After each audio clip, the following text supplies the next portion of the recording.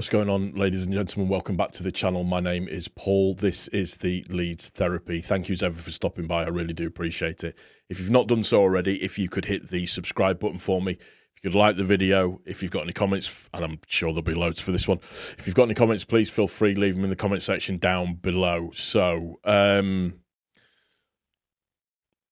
quick review of the Preston Leeds game. It ended up being a 1-1 draw, but there was so much more to it than that itself. We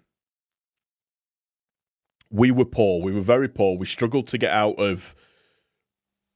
struggled to get into first gear, realistically, if we're being honest. I think overall, what Preston did very, very well is that they managed to pack out the midfield, which made it difficult for us to do them sort of slide rule passes that we like to do through the midfield to bring other people in. And we just really struggled to get going. I don't know what it is. You see, the thing is immediately everybody runs to going, it's Farke's fault, we should sack Farke, get rid of him, X, Y, and Z. However, some of these players need to start taking responsibility for the way that they're playing or what they're doing or how they're doing it.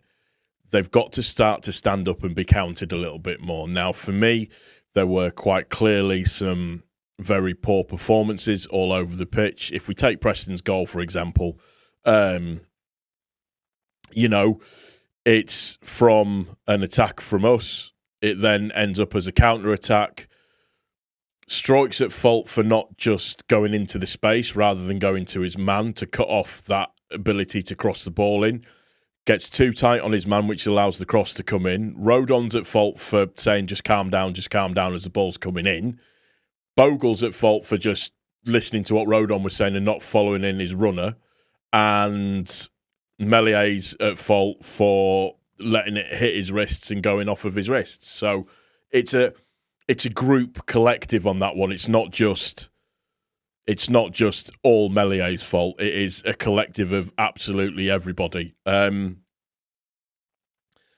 think that us being able to get the point was, I don't want to say lucky because we kept battling. That's the one positive that I'll take from it, is that we kept battling with the situation. We didn't just like, oh, well, we've lost this one. We kept going and kept going and kept going. And had the ref not blown up when he did, I don't know why, but I felt like we would score again. That's just me being the fanaticist that I am, though. But great build-up, great goal. Dan James, man of the match for me. Again, great performance by him. Overall, he was the one that was putting in the effort, I feel like. Rodon had a semi-decent game as well, apart from that one little error and mess-up. But Tanaka wasn't as tidy as what he normally is. Rothwell looked a little bit tired. Aronson looks knackered. Looks absolutely knackered at the moment. I think he needs a rest, if I'm being 100% honest. Then you've got Woba, who didn't play. Now, I know he was struggling with the strain, so I think that was the reason why he didn't play. A lot of people are saying that Bogle was really bad. Bar giving the ball away a couple of times, I don't think he was that bad. But the big change for me was Solomon coming on. Solomon, now I've been a critic of Solomon just in terms of I wanted to see more from him in terms of what he can bring to the pitch. He looked lively, he looked at it, he looked on it, he looked quick, he looked sharp, he wanted the ball. So I was pleased with that aspect of it. Bamford, everybody complaining because he misses that shot. Look, at the end of the day, the ball's coming to him at 100 miles an hour. It comes at him quick. If it comes at him slower, that ball's in the back of the net. The way that it comes at him, it comes kind of to him but behind him, so he's got to kind of readjust to flick it in. Excuse me. I'm not trying to make excuses for him. I'm probably one of his biggest critics going, and I do think that it's over for him at Leeds, but, lay off him a little bit. He was trying. He did quite a bit of good stuff when he came on in the limited time that he had. Ramazani looked good as well when he came on. He's not far away from starting. I'd like to see Ramazani in the number 10 position. If I'm being completely honest, I think that's going to be where I think his future lies overall. And then Joseph pops up in the right place with the Dan James cross. Yes, it's an own goal, but Joseph's presence there helps make that goal what it actually is. So fair play to Joseph for being there and running the channels. And yes, I know everybody's like, just chuck on every single attacker. That's his only plan B thing. What I found very, very interesting was that if you actually pay close attention to what happened, Farke went, I think, pretty much 3-3-4. I want to say that's kind of how it went. But as soon as we went to 3 at the back and the midfield was a little bit more kind of congested by our players, it seemed to work a little bit more. And I don't know why. We've said it before, but I do think that moving to a 3-4-3 when we were away from home is a good idea for us to do. I don't know whether or not people are going to, believe that or not, but that's just how I feel. I felt that the game turned a little bit more when we went with 3 at the back because they were never going to push forward, Preston. I mean, Preston, you can see why they draw a lot of games. They're very well organised. I don't want to give Heckingbottom any credit whatsoever at all because I can't stand him, but they're a very, very well organised side. Now, here's my bugbear, and I've left this to the end on purpose. That referee is an absolute joke. He bottled it. He lost control of the game. Their player should have been sent off for that tackle on Bogle. It was a yellow card. The follow-through was a yellow card. And you know that you've gotten away with one because you get pulled at half-time.